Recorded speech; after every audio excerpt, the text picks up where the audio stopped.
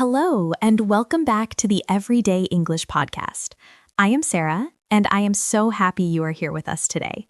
If you are listening to this, it means you are ready to stop just studying English and start actually living in it. We have a very special episode for you today. Usually, you listen to us, you relax, and you absorb the language.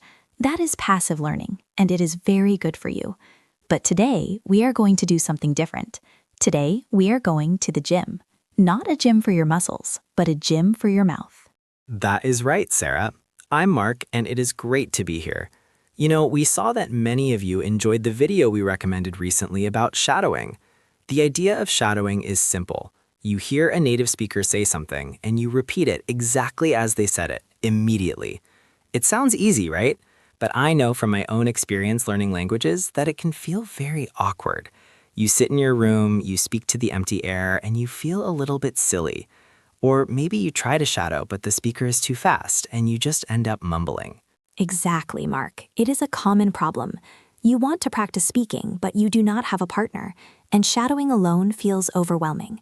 You miss a word, you get frustrated, and you stop. So today, we are going to fix that. We are going to be your personal trainers.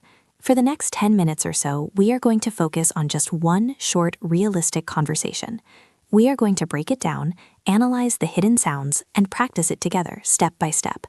By the end of this episode, you will not just understand this conversation, you will be able to speak it at natural speed with perfect rhythm. We are going to build this up slowly. First, we will just listen. Then we will look at the vocabulary. After that, we will practice the pronunciation very slowly, like we are moving in slow motion. And finally, we will speed it up until you are speaking just like a native speaker. Before we start, make sure you are in a place where you can speak out loud. If you are on the bus or the train, maybe you can just mouth the words silently, moving your lips without making a sound. That works too. But if you are at home or in the car, get ready to use your voice. Let's jump into the scenario. Imagine you are at work. You have a meeting scheduled with a colleague for 2 p.m., but as often happens in office life, you are busy, you are running late. You need to change the time of the meeting without being rude. This is a situation that happens every single day in English-speaking offices. We are going to play the dialogue for you now at natural speed. Don't worry if you miss a few words. Just try to catch the general meaning or the big picture.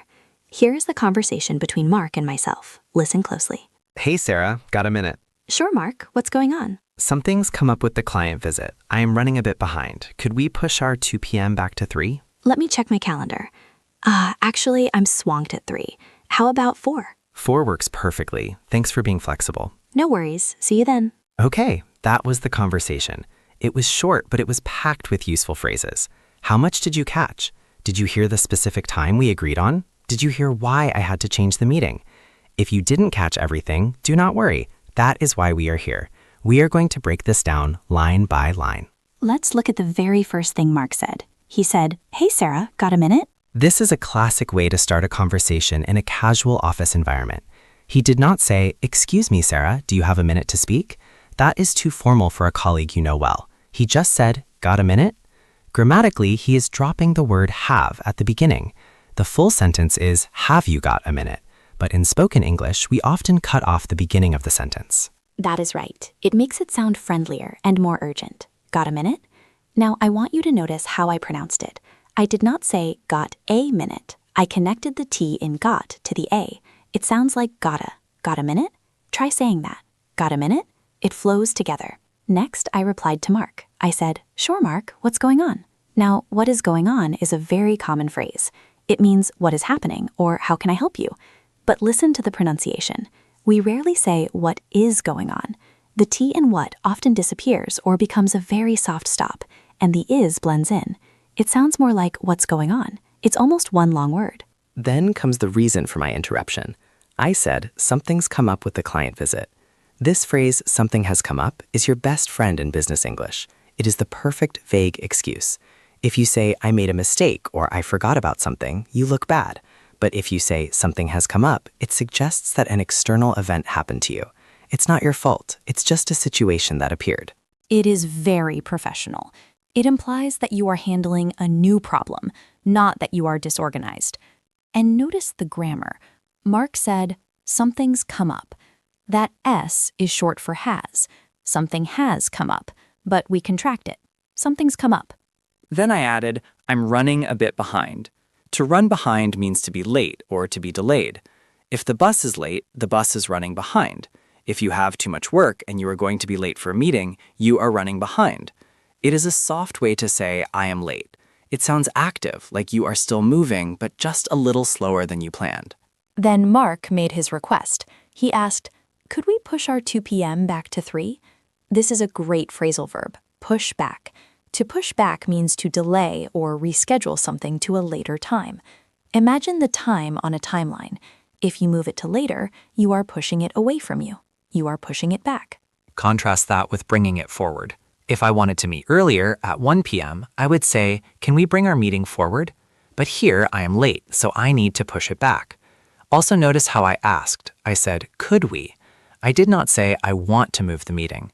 Using could makes it a polite request. It gives Sarah the option to say no. And I did say no, in a way. I looked at my calendar and said, actually, I'm swamped at 3. Let's talk about that word swamped. S-W-A-M-P-E-D. A swamp is a piece of land that is wet and muddy and difficult to walk through.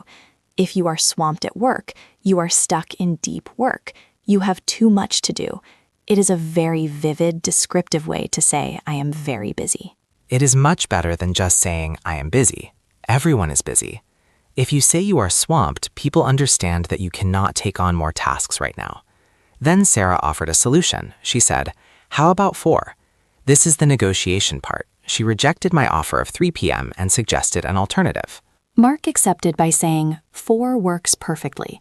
To work in this context means to be suitable or convenient. Does Tuesday work for you? Yes, Tuesday works. Then he thanked me. Thanks for being flexible. Being flexible means you are willing to change your plans to help someone else. It is a nice compliment to give a colleague when you have inconvenienced them. Finally, Sarah closed the conversation with, no worries, see you then. No worries is the casual, friendly cousin of you are welcome. It means it is not a problem or do not worry about it. It keeps the tone light and easy. So that is the conversation. We have analyzed the vocabulary, got a minute, something's come up, running behind, push back, swamped, flexible, no worries. Now that you understand exactly what we are saying, it's time to put your muscles to work. We are going to practice speaking. We are going to do this in 3 stages. This is the echo workout. In stage 1, we will go slow. I will say a phrase very clearly and slowly. I will leave a silence after I speak. In that silence, I want you to repeat exactly what I said. Try to copy my pronunciation. If I go up, you go up. If I go down, you go down. Are you ready? Let's try the first line. Hey, Sarah, got a minute? Now you try. Hey, Sarah, got a minute? Good. Now the reply. Sure, Mark. What's going on? Your turn. Sure, Mark. What's going on? Okay, the excuse. Listen carefully to the S sound in somethings. Something's come up with the client visit. Repeat it. Something's come up with the client visit. Now the second part of that sentence. I'm running a bit behind. Your turn. I'm running a bit behind. Now the request. Listen to how the words push and back sound strong. Could we push our 2 p.m. back to 3? Go ahead. Could we push our 2 p.m. back to 3? Now my response. Be careful with the word swamped. Do not say swamped ed. It is 1 syllable. Swamped. The E is silent.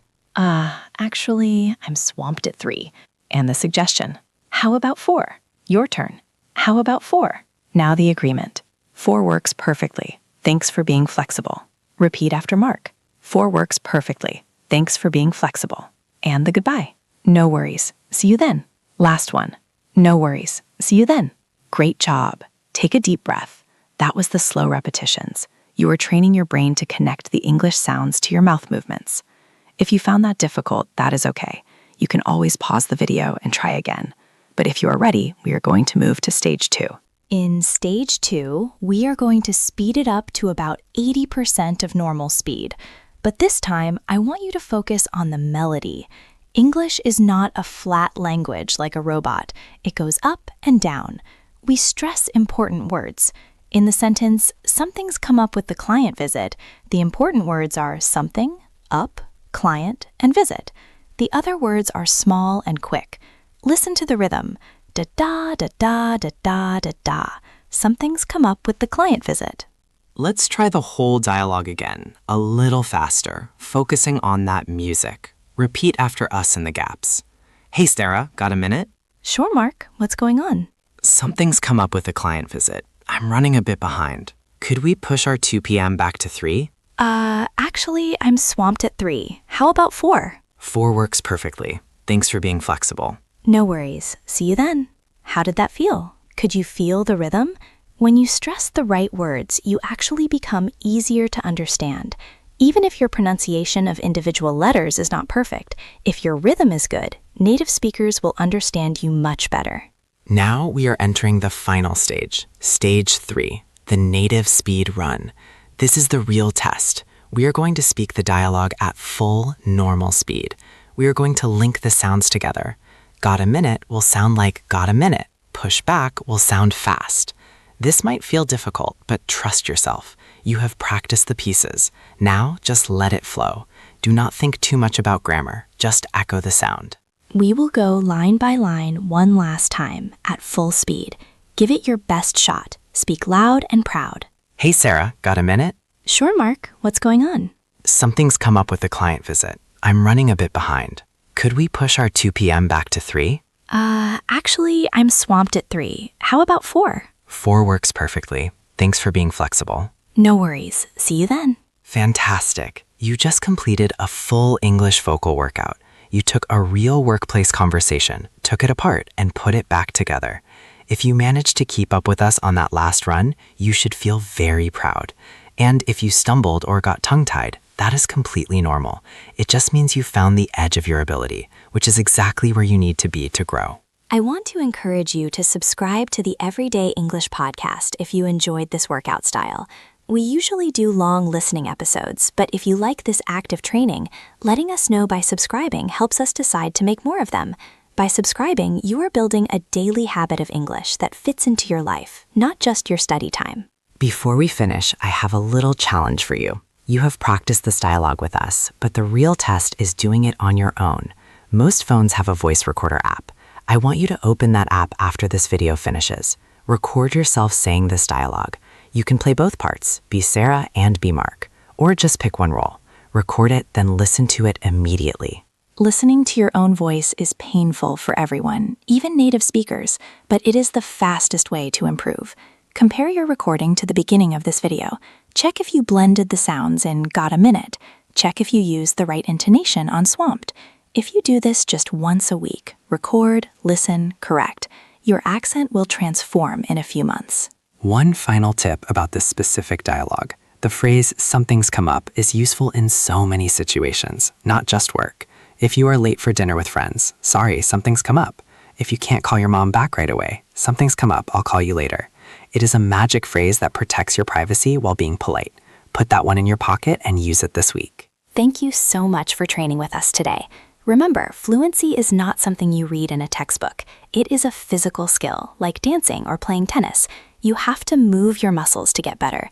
Today, you moved those muscles. You did the work. Keep practicing, keep shadowing, and do not be afraid to sound a little silly in your room. That is the sound of progress. We will see you in the next episode for more real conversations and clear explanations. Bye for now, and happy listening. See you next time.